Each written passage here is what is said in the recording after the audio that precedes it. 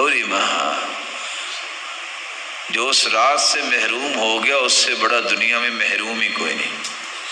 سلف صالحین اس لیے کیا کرتے، آخری راتوں میں باقاعدہ شام جب ہوتی افطاری کے بعد غسل کر کے تازہ دم ہوتے کہ میں نے آج رات اللہ ذوالجلال کے سامنے قیام میں، رکوع میں، سجدے میں، دعا میں، ذکر میں گزارنی ہے۔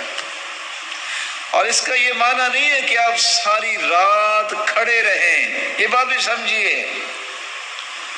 سیدہ عائشہ فرماتی ہے میں نے اللہ کے رسول صلی اللہ علیہ وسلم کو دیکھا کہ ساری رات ہی وہ کھڑے رہے۔